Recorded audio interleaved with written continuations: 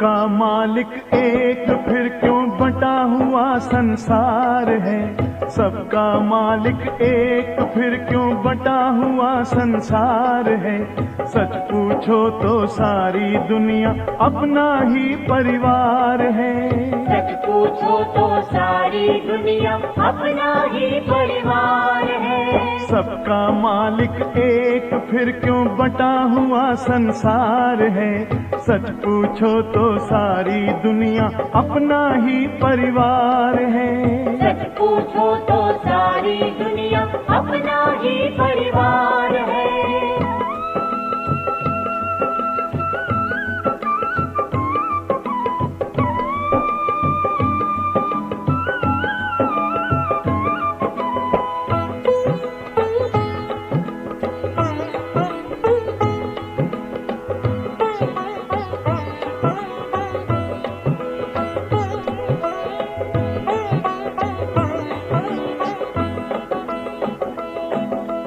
एक दूसरे से नफरत सारे झगड़ों का मूल है। सारे झगड़ों का मूल है। ये मेरा है वो तेरा है, यही सोचना भूल है। यही सोचना भूल है। ओम शांति वो मंत्र है जो जीवन को सफल बनाए।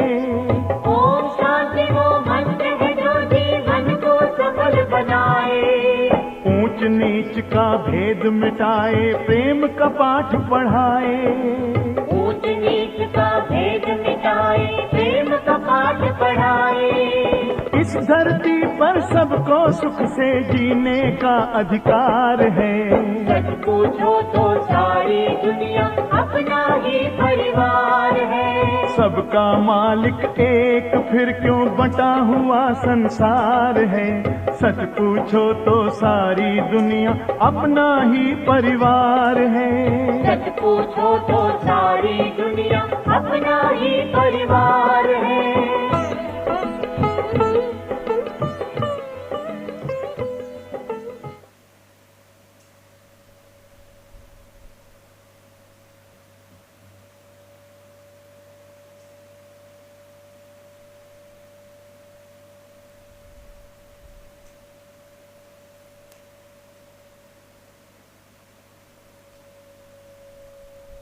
ओम शांति। सभी प्यार से बोले ओम शांति। ओम शांति। ओम शांति।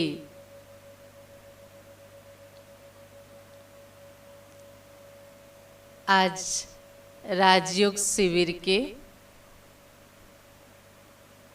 चौथे दिन के सत्र में आप सभी को पुनः एक बार इस ईश्वरीय विश्वविद्यालय की ओर से हार्दिक अभिनंदन, ढेर सारी शुभकामनाएं, साथ साथ खुशियों की खजानों से आप सबकी झोली हमेशा भरी रहे, सदा खुश रहे, सभी को खुशियां बांटते रहे, यही हमारी हार्दिक दिल से आप सबके प्रति शुभ भावना, शुभकामनाएं हैं। बहुत सुंदर गीत आप सभी सुन रहे थे। सबका मालिक एक है, फिर बटा हुआ क्यों संसार है। हम सब के मालिक, हम सब के रचयिता, हम सब का घर, हम सब के कर्म भूमि, सब कुछ एक है। अब सब कुछ एक होने के बावजूद हमारे में भिन्नता, अनेकता क्यों है? तो हमने फास्ट 2-3 दिन के जो हमने शिविर का क्लास सुना, हम सभी ने जाना कि इसका मूल कारण है कि आज हम सब अपने को देह समझ के बैठे हैं। वास्तव में इस शरीर से अलग हम सब एक पवित्र आत्मा ज्योति है और आत्मा के नाते हम सभी उस परम ज्योति सर्वशक्तिवान संसार के रचयिता स्वयं भगवान के हम संतान हैं और इसी नाते हम सबका घर भी एक ही जगह है और वो है हम सबके स्वीट होम, जिसको कहते साइलेंस वर्ल्ड, अर्थात निराकारी दुनिया, परम धाम, मुक्ति धाम, शांति धाम, जो हम सभी आत्माओं की अपना घर है। अब हम जानेंगे आज और एक गूढ़ रहस्य जो हमें राजयोग अभ्यास करते समय या जीवन में आने वाली हर विपरीत परिस्थिति के समय ये समझ देगा, कोई बात नहीं, सबके अपना अपना कर्म है, अभिनय है, रोल मिला है। भिन्नता होने के बावजूद भी हम सभी एक के हैं, एक घर के निवासी हैं और एक ही जगह से पैदा हुई है। इसलिए आज हम जानेंगे एक और रहस्य जीवन चक्र के, वो है मनुष्य सृष्टि रूपी कल्प वृक्ष।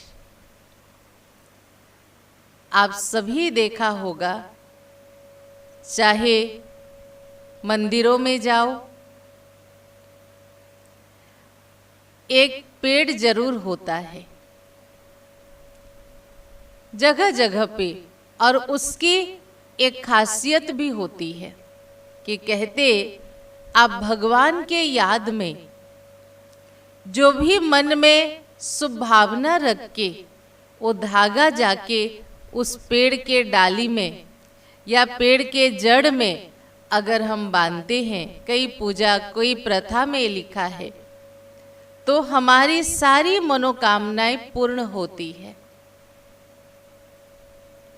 ये हमारे आस्था में एक और एक चीज है जिसको कहा गया कल्पवट या कल्पतरु या बर के पेड़ या पीपल के पेड़ में हम खास करके ये धागा बांधते हैं। कभी आप सभी ने सोचा है इसका वास्तविक रहस्य क्या है? क्यों पेड़ के नीचे जाके वहां धागा बांधते हैं? इसका रहस्य क्या है? तो बहुत सुंदर एक बात है कि ये पूरे मनुष्य सृष्टि को, मानव समाज को, सारे विश्व के अंदर इसको एक पेड़ के साथ कंपेयर किया गया है। कौन से पेड़? खास करके बर के पेड़ के साथ, बट वृक्ष जिसको कहते, बट वृक्ष के साथ इसको कंपेयर किया गया है। आप सब देखे होंगे, एक बट वृक्ष ही ऐसा वृक्ष है जिस एक वृक्ष से कई वृक्ष पैदा होते हैं। पहला बड़ के पेड़ के बीज लगाया जाता, उससे 2 पत्ते निकलते हैं, फिर धीरे धीरे, बहुत धीरे, इतने जल्दी भी ग्रोथ नहीं करता, धीरे धीरे पेड़ बढ़ता जाता है। फिर बड़े होने के बाद एक टाली, दूसरी टाली, तीसरी टाली, जिसको हम कहते ब्रांचेस, सब ब्रांचेस निकलती है। जब वो पेड़ बहुत बड़ा हो जाता है तो उस पेड़ की खासियत है कि उस पेड़ के डालियों से जड़ निकलना शुरू होता है और वो आके जमीन में टच करता है, और जमीन में टच करने के बाद उससे पुनः पेड़ पैदा होते हैं। ऐसे करके वो विशाल काय बट वृक्ष बन जाता, जिसकी उदाहरण कलकत्ता में करीब कुछ एकड़ जगह एक बट वृक्ष कवर किया हुआ है। और उसमें भी हम देखेंगे और एक खासियत, जो पहला था, जहां से पेड़ पैदा हुआ था, जब उसके शाखाओं के द्वारा निकले जड़ के द्वारा वो पेड़ बहुत बड़ा हो जाता, तो जो पहला है ट्रंक पर्सन, उसके तना, वो धीरे धीरे सड़ने लगता है। ऐसा सड़ता है कई बार उसके अंदर हमको जाने के लिए रास्ता भी हो जाता है, लेकिन बाकी जो जड़े से पेड़ बना हुआ है, वो पेड़ उस मेन पेड़ को पकड़ के रखे रहते और वो पेड़ कभी मरता नहीं है। अगर नहीं देखा हो, अगर नहीं जाना हो, तो इसको आप पूछताछ करके, सर्च करके भी बट वृक्ष के बारे में जान सकते हैं। तो इस संसार रूपी वृक्ष को बट वृक्ष के साथ कंपेयर किया गया है, तभी इसे कहते मनुष्य सृष्टि रूपी कल्प वृक्ष, व कहेंगे ओल्टा वृक्ष, जियोलॉजिकल ट्री। इसकी खासियत क्या है? इसको कल्प वृक्ष कहा गया, फिर कहा गया ये ओल्टा वृक्ष है। ओल्टा वृक्ष क्यों कहा गया? संसार में जितने पेड़ पौधे हैं, उसके जड़ या उसके बीज इस जमीन के नीचे पोता जाता है, फिर उससे पेड़ पैदा होते और वो सीधा खड़े होके यहाँ हमें दिखाई देता है। लेकिन ये संसार रूपी वृक्ष जो है, जिसके बीज, जिसके फाउंडेशन, जिसके फाउंडर, जिसके क्रिएटर स्वयं भगवान है, और भगवान जो है वो ऊपर वाला है, अर्थात इस संसार से, सूर्य चांद तारा गणों से भी पार वो परम धाम निवासी है। सोल वर्ल्ड में वो रहता है, आत्माओं की दुनिया में रहता है। लेकिन संसार जो है वो इस पृथ्वी ग्रह में बनता है। तो कैसे हो गया झाड़? देखो आप सभी, झाड़ बीज रहा ऊपर में, झाड़ के शाखाएं हैं नीचे में, तो उल्टा वृक्ष हुआ ना, जो आप इस चित्र के द्वारा अच्छी रीति से देख सकते हो, समझ सकते हो। तो ये है कल्प वृक्ष, जिसके बीज रूप, जिसके शुरुआत भगवान से हुआ है। और उस बीज से नेचुरली कोई भी बीज हम जमीन में लगाते हैं तो उससे पहले 2 पत्ते निकलते हैं। जो 2 पत्ते निकलते हैं उसमें उस बीज के सारे प्रोटीन, पावर उसके अंदर होते हैं। तो परमात्मा के द्वारा व उनके बाद इस संसार रूपी वृक्ष में जो पहले 2 पत्ते आए, ध्यान से सुनिएगा, जो पहले 2 पत्ते आए वो है राधा और श्री कृष्ण। सभी मनुष्य उनको प्यार करते हैं, बहुत प्रेम भाव से उनके तरफ देखते हैं। कहा जाता, अगर 1 मिनट के लिए भी आज के डेट में राधा कृष्ण आसमान में दिखाई दे तो लोग अपने धर्म मजहब भूल के भी उनको देखने के लिए दौड़ के आएंगे। कारण क्या है?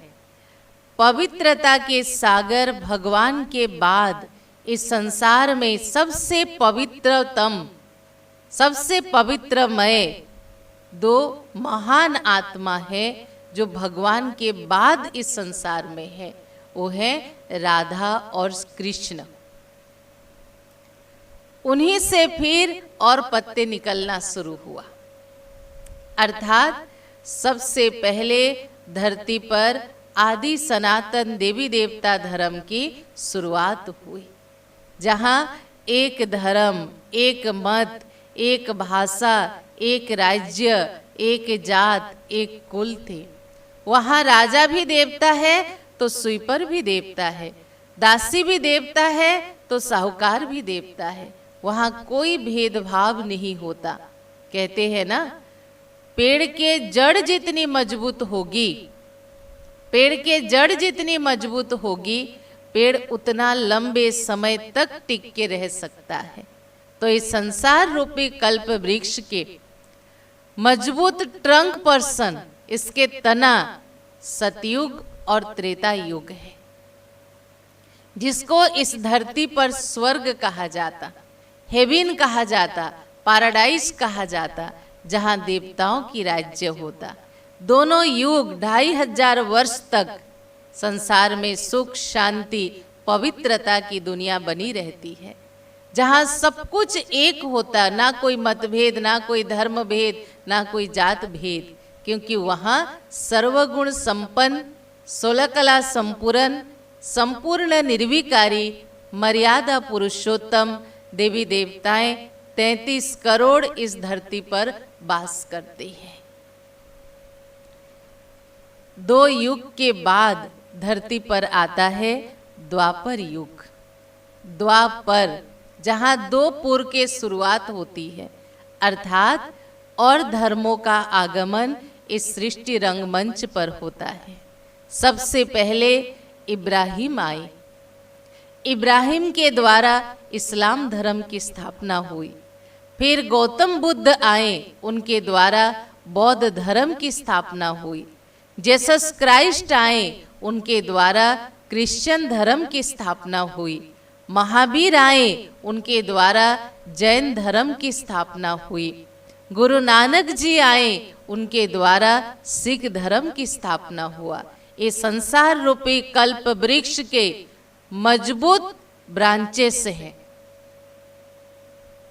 संसार रूपी कल्प वृक्ष के ट्रंक के बाद, तना के बाद सबसे मजबूत ब्रांचेस यही हैं।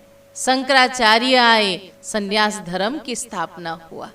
ये सारे मजबूत टालियां हैं इस कल्प वृक्ष के। और हम सभी इतिहास के पन्नों में देखे होंगे कि हर धर्म 2 हिस्सों में बटा है, चाहे वो बुद्धिस्ट हो, चाहे वो जैनी हो, चाहे वो क्रिश्चियनिटी हो, 2 हिस्सों में बटा है। कहने का भाव हर शाखा की प्रशाखाएं भी निकली है। द्वापर युग में और एक नई बात इस कल्प वृक्ष में होता, वहां भक्ति की शुभारंभ होता है। लोग परमात्मा की, निराकार स्वरूप की, शिव की, शिवलिंग की पूजा करना शुरू करते हैं।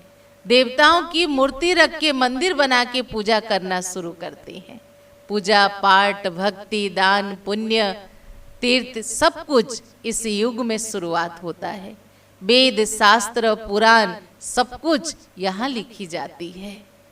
इसके बाद इस कल्प वृक्ष में आता कलयुग। कलयुग जब आता, ये वृक्ष बहुत बड़ा हो गया होता है, बहुत विस्तार को प्राप्त कर लिया होता है। कहाँ 9,16,108 से शुरू हुआ सतयुग, आज की डेट में करीब 800 करोड़ पॉपुलेशन इस पृथ्वी में है, ये विश्व में है। तो सोचो कितना बड़ा वृक्ष फैला हुआ है इस धरती पर। जहां कलयुग प्रवेश करता, लोग तत्वों की भी पूजा करना शुरू करते हैं। साधु, संत, महात्मा, गुरु गोसाई की भी पूजा करना शुरू करते हैं। ऐसे करते करते ये पेड़ इतना बड़ा हो जाता कि आज देखो इस संसार रूपी वृक्ष में सभी धर्म मौजूद हैं, सभी धर्म मौजूद हैं, लेकिन एक धर्म के बारे में किसी को भी स्पष्ट और सत्य ज्ञान नहीं है। भले इस कोर्स के दौरान हमारे कुछ भाई बहनें जो हिंदू फिलोसॉफी से बिलोंग करते हो, वो भी सुनते होंगे, लेकिन कुछ समय के लिए अपने धर्म को सभी भूल जाओ। अपने को सिर्फ आत्मा समझ के उस परमात्मा के कहने के भाव को समझने की कोशिश करें कि देखो एक ही धर्म है संसार में, वो है हिंदू फिलोसॉफी। अगर 10 क्रिश्चियन को पूछो क्रिश्चियन धर्म कब और किसने स्थापन किया, वो फट से एक ही जवाब देंगे। 10 बुद्धिस्ट को पूछो किसके द्वारा बौद्ध धर्म की शुरुआत हुआ, वो एक ही जवाब देंगे। 10 सिख भाई बहनों को पूछो सिख धर्म कब और किसके द्वारा स्थापित हुआ, तो एक ही जवाब देंगे। पर हमारे हिंदू भाई बहनों को पूछो कि हिंदू धर्म कब और किसने स्थापन किया, तो तो कभी भी कोई भी विद्वान जगत गुरु शंकराचार्य एक जवाब कभी नहीं दे सकते हैं, क्योंकि हिंदू धर्म कोई मूल धर्म नहीं है। हिंदू धर्म के वास्तविक धर्म है आदि सनातन देवी देवता धर्म। आदि सनातन देवी देवता धर्म जिसकी स्थापना, जिसके शुरुआत, जिसकी रचना स्वयं रचयिता भगवान ने किया था। तभी गीता में लिखा है, यदा यदा ही धर्मस्य ग्लानिर्भवति भारत। जब भारत देश में धर्म की ग्लानि होती है, तब मैं आता हूँ सत धर्म की स्थापना करने और अधर्म का विनाश करने। अब मेरे भाई और बहनें, आप मेरे साथ थोड़ा सोचने के लिए तैयार हो जाएं। जब महाभारत का युद्ध हुआ, गीता का श्लोक कहा, उस समय तो सिर्फ कौरव, पांडव और यादव थे और कोई भी धर्म उस समय मौजूद नहीं था। फिर किसने कहा कि धर्म ग्लानि होता तो सत धर्म की स्थापना करने आता हूं? इसका भाव है, जब भारतवासी अपने मूल धर्म को, अपने सत्य धर्म को भूल के, अपने गुण विशेषताओं को भूल के जब अपने को हिंदू कहलाने लगते, तब धर्म की पतन होती है। आप देखो, अमेरिका में रहने वालों का धर्म अमेरिकन है, जापान में रहने वालों का धर्म जापानीज है, रशिया में रहने वालों का धर्म रशियन है, फिर हिंदुस्तान में रहने वालों का धर्म हिंदू क्यों है? और एक विचित्र बात देखो, हिंदी में लिखो, इंग्लिश में लिखो, उड़िया में लिखो, अमेरिका अमेरिका ही होगा, चाइना चाइना ही होगा, रशिया रशिया ही होगा। लेकिन हमारा विचित्र देश देखो, जिसका मूल नाम भारतवर्ष है, अखंड भारतवर्ष है, लेकिन हिंदी में भारत, उड़िया में भारत, हिंदी में हिंदुस्तान, इंग्लिश में इंडिया रखा गया है।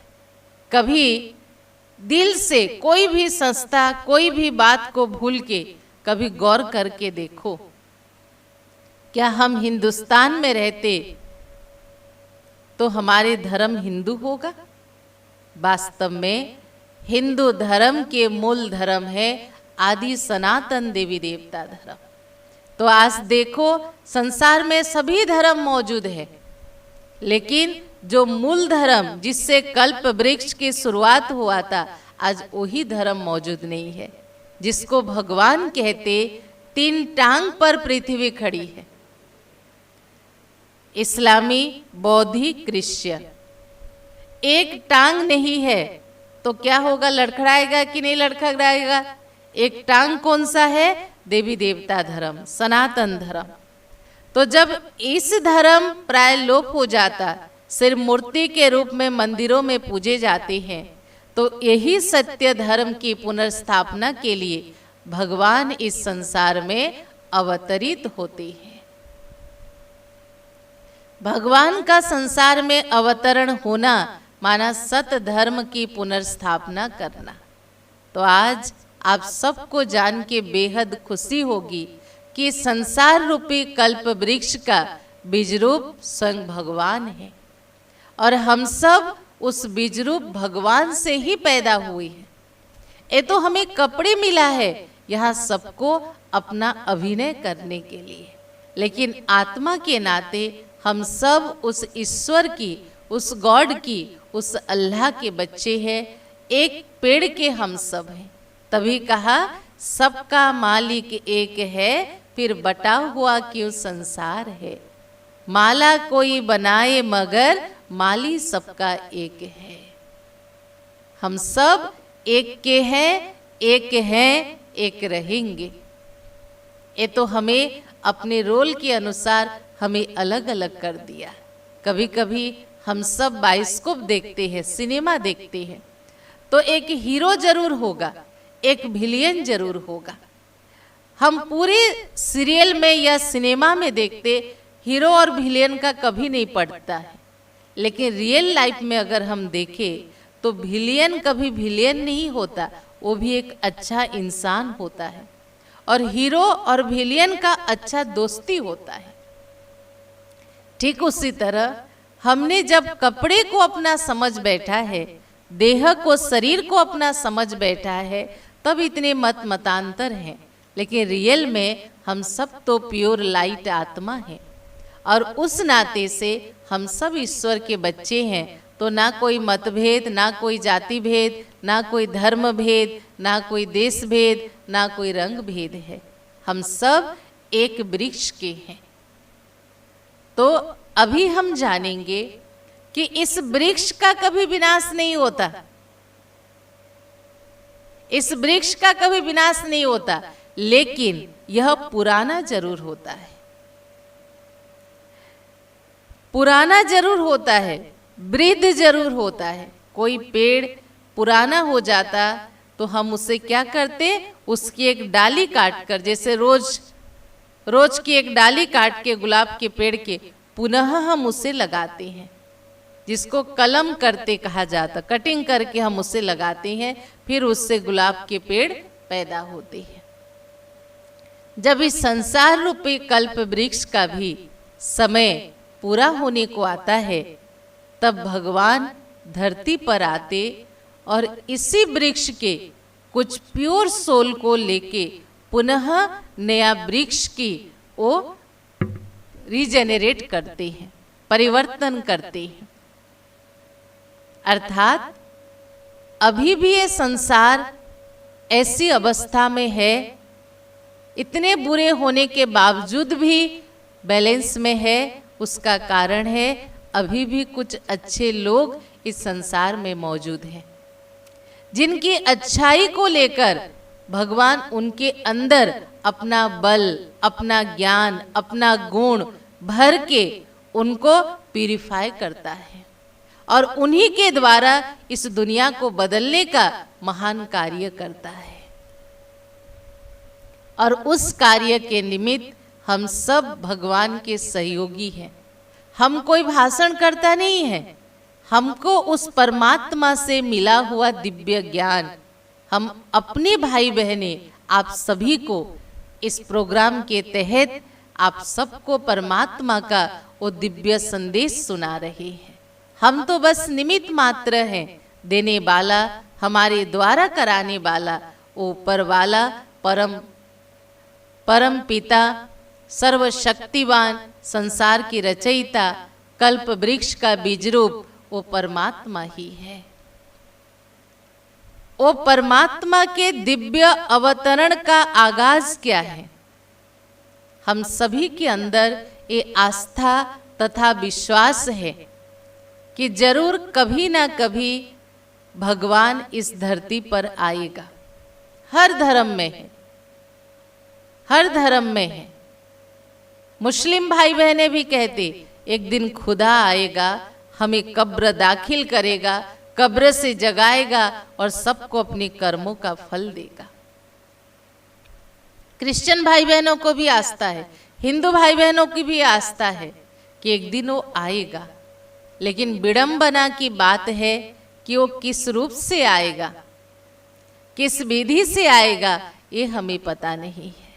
इसलिए परमात्मा ने कहा गीता में, हे अर्जुन, मैं स्वयंभू जब तक आकर अपना परिचय ना दूं, संसार में कोई भी मानव, दानव या देवता मुझे नहीं पहचान पाते। इसलिए स्वयं परमात्मा अपना परिचय स्वयं आकर दे रही है कि मैं इस धरती पर कैसे अवतरण करता हूं। तो भगवान ने कहा, मैं साधारण मनुष्य की तरह मां के गर्भ में कभी जन्म नहीं लेता, मैं कभी छोटा बच्चा नहीं बनता हूं, मैं कभी बुजुर्ग नहीं बनता हूं, मैं कभी शरीर के बंधन में नहीं आता हूं, ना कभी मेरा विनाश होता है, अर्थात मृत्यु होती है। फिर भगवान कैसे आते हैं? तो कहा, और एक शब्द लिखा है, साधारण तन में आए हुए परमात्मा को, साधारण तन में आए हुए परमात्मा को मूढ़मती लोग पहचान नहीं सकते हैं। मूढ़मती लोग पहचान नहीं सकते हैं। इसका भाव है भगवान एक साधारण मानव के तन में आता है, लेकिन वो साधारण मानव भी कौन है? भगवान कहते जो इस सृष्टि रंगमंच में सबसे पवित्र आत्मा है,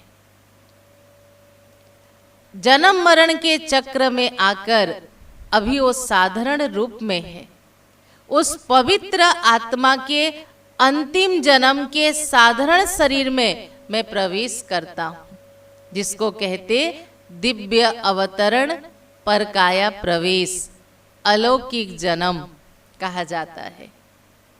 तो भगवान ने कहा बहुत जन्मों के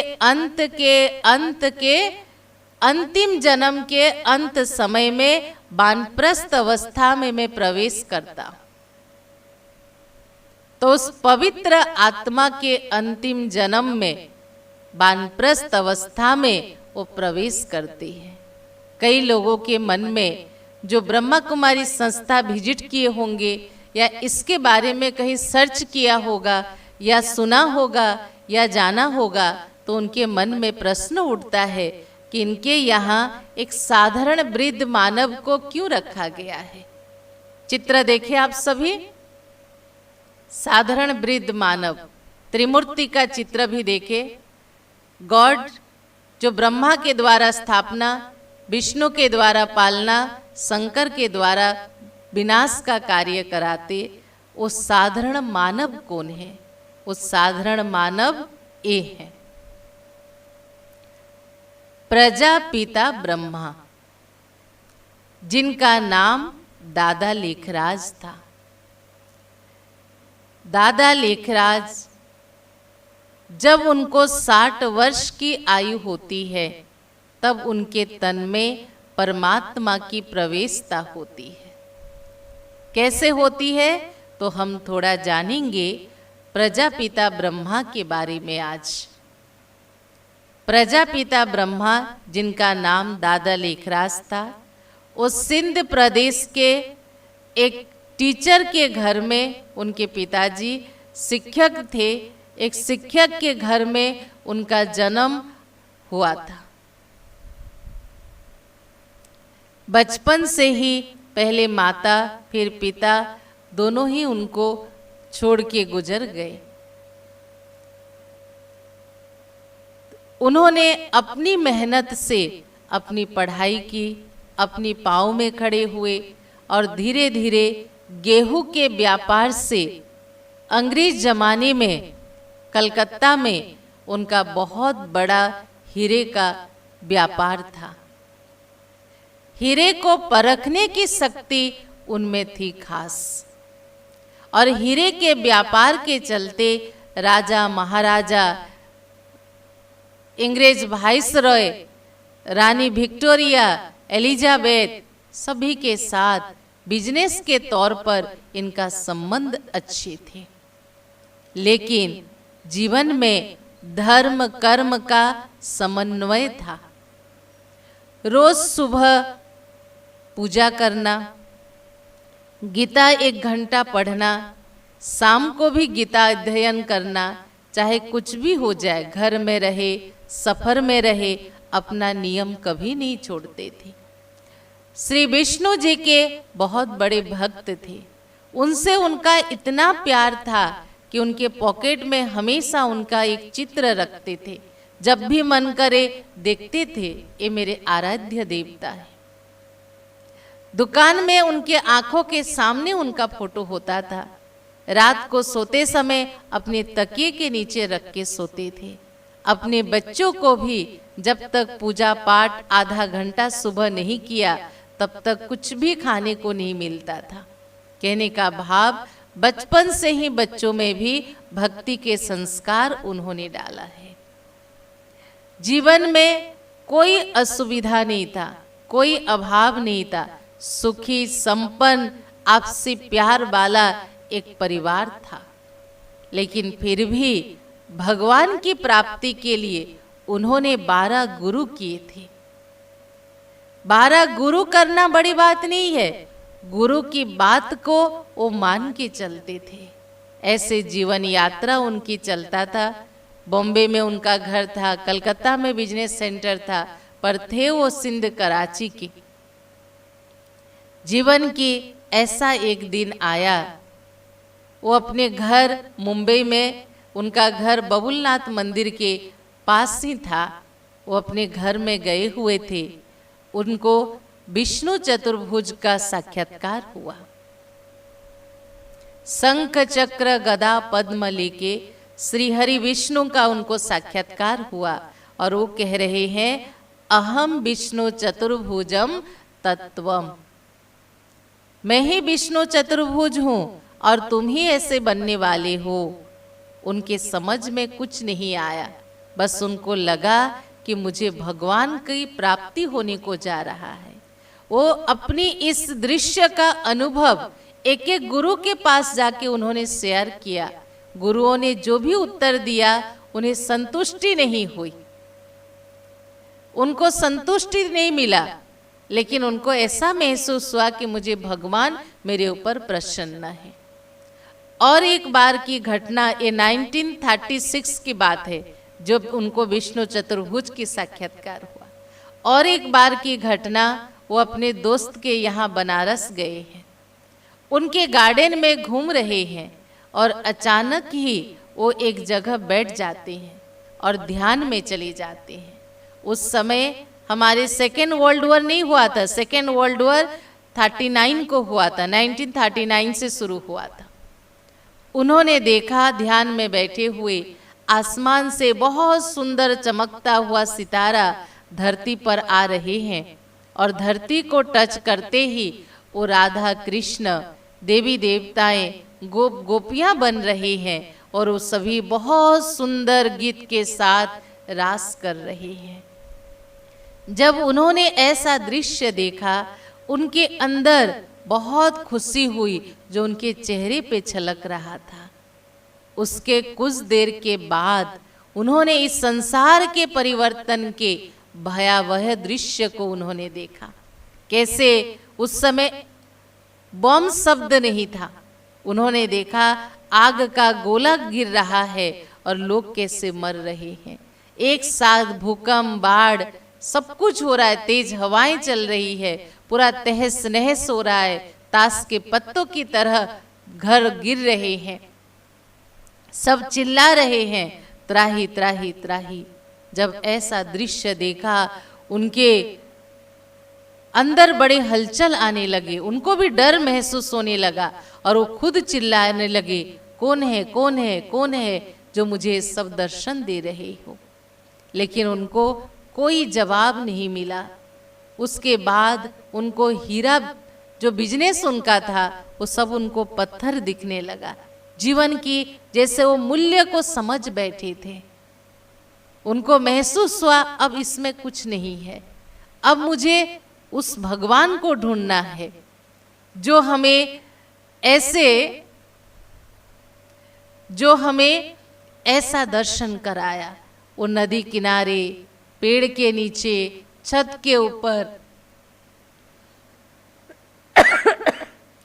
पहाड़ियों पर जाकर वो ढूंढने लगे। आसमान के ऊपर घंटों देखते थे, कौन है, कहाँ से वो रोशनी आई थी, और मुझे सब दिखाया। एक दिन के बाद उनके घर में उनके 12वीं गुरु आए थे। घर में सत्संग चल रहा है, प्रवचन चल रहे हैं, और प्रवचन में के बीच में कभी भी दादा उठ के नहीं जाते थे। लेकिन उस दिन उनको ऐसा महसूस हुआ, गुरु के लेफ्ट साइड बैठते थे, उनको ऐसा महसूस हुआ कोई मुझे खींच के लेते हुए जा रहा है। मैं अपने आप नहीं जा रहा हूँ, कोई मुझे खींच के लेते हुए जा रहा है। और वो खींचते हुए जा रहे हैं और जाके अपने पूजा रूम में बैठे। उनके बीवी, उनके बड़ी बहू, क्या हुआ दादा को आज, कभी तो ऐसे नहीं उठते हैं। तो वो भी उनके पीछे पीछे जाने लगे। तो उन्होंने देखा कि दादा पूजा कमरे में बैठे हैं। दादा पूजा कमरे में बैठे हैं और उनके मस्तक में एक लाल ज्योति चमक रही है और जिसके रोशनी से पूरे घर लाल हो गया है। और उस समय दादा क्या देख रहे हैं, दादा लेखराज, वो देख रहे हैं राधा कृष्ण जो ऐसे हाथ करते हुए उनको इशारा कर रहे हैं। फिर उन्होंने विष्णु चतुर्भुज को देखा जो कह रहे हैं तुम ही ऐसे बनने वाली हो। तब उनकी आंख खुली और उनके मुख से आवाज निकला, कौन है, कौन है, मुझे दर्शन दो। तब दादा के मुख से स्वतः निकलने लगे, आंखों के सामने उन्होंने ज्योति स्वरूप का साक्षात्कार किया और उनके मुख से स्वतः निकलने लगे, निजानंद स्वरूपम शिवोहम शिवोहम, प्रकाश स्वरूपम शिवोहम शिवोहम, आनंद स्वरूपम शिवोहम शिवोहम, ज्ञान स्वरूपम शिवोहम शिवोहम। अर्थात आनंद स्वरूप, ज्ञान स्वरूप, प्रकाश स्वरूप मैं स्वयं शिव परमात्मा हूं और तुम्हारे द्वारा ऐसी सतयुगी पवित्र दुनिया इस धरती पर बनाने आया हूं जिस दुनिया में तुम ही विष्णु बनकर राज्य करोगे और इस दुनिया को चलाओगे। इसलिए आज से मैं तुम्हारे शरीर में प्रवेश कर रहा हूं। और उस दिन से परमात्मा के दिव्य प्रवेशता उनके शरीर में हुआ, लेकिन 1-1.5 महीना तक उनको कुछ पता नहीं चलता था। वो रोज रूटीन की तरह जब गीता लेके सत्संग कराने बैठते थे, उनके मुख से स्वतः ज्ञान की बातें निकलती थी।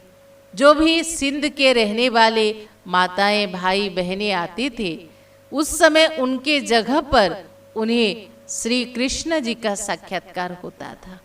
ये सारे लीला, ये सारे कर्म उस परमात्मा का था। 1-1.5 महीना के बाद उन्हें पता चला कि मेरे द्वारा ये ज्ञान सुनाने वाला ये तो स्वयं भगवान ही है, क्योंकि मुझे तो ये सारी बातें कुछ भी पता नहीं था। इसी तरह 1937 में परमात्मा की दिव्य अवतरण प्रजापिता ब्रह्मा के तन में हुआ। भगवान इस दुनिया को बदलने आए थे, इसलिए भगवान ने उनका नाम दादा लेखराज से प्रजापिता ब्रह्मा रखा, क्योंकि ब्रह्मा हम सृष्टिकर्ता कहते हैं, स्थापनकर्ता कहते हैं, आदिदेव कहते हैं। उस दिन से इनका नाम प्रजापिता ब्रह्मा हुआ। ये तो भगवान का एक माध्यम है, ये भगवान नहीं है। हम इन्हें भगवान नहीं मानते हैं।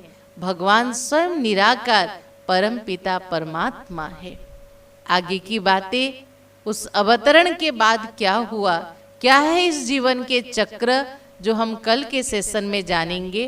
अभी 5 मिनट साइलेंस में हम मेडिटेशन में बैठेंगे।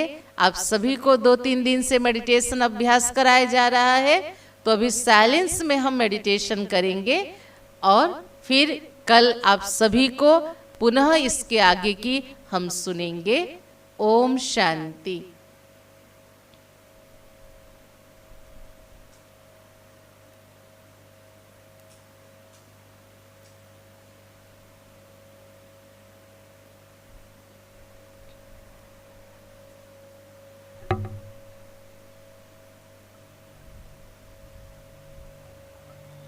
सभी रोज की तरह अलर्ट होके बैठे, मुद्रा में बैठे और एकाग्र मन के साथ अपने को आत्मा समझ के उस परमात्मा पिता को दिल से याद करें साइलेंस में।